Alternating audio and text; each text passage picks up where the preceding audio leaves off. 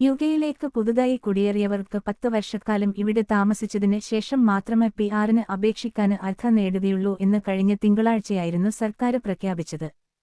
എന്നാൽ ഈ നിയമം നിലവില് ബ്രിട്ടനില് ഉള്ളവർക്കും ബാധകമാക്കാന് സർക്കാർ ആലോചിക്കുന്നതായി BBC റിപ്പോർട്ട് ചെയ്യുന്നു എന്ന വാർത്ത യുകെ മലയാളികൾക്കിടയിൽ കടുത്ത ആശങ്കയാണ് ഉണ്ടാക്കിയിരിക്കുന്നത്.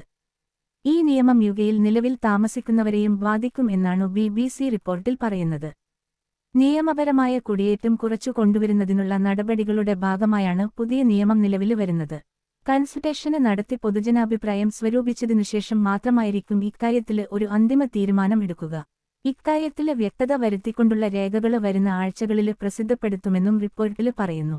പിആർ ലഭിക്കുന്നതിന് 10 വർഷം എന്ന പുതിയ കുടിയേറ്റ നയം നിലവിൽ വന്നാൽ ആയിരക്കണക്കിന് നഴ്സുമാരെ നാടുവിട്ടു പോകുന്നതിന് അത് ഇടയാക്കിയേക്കുമെന്ന് Royal College of Nursing (RSC) നടത്തിയ പഠന റിപ്പോർട്ട് പറയുന്നു.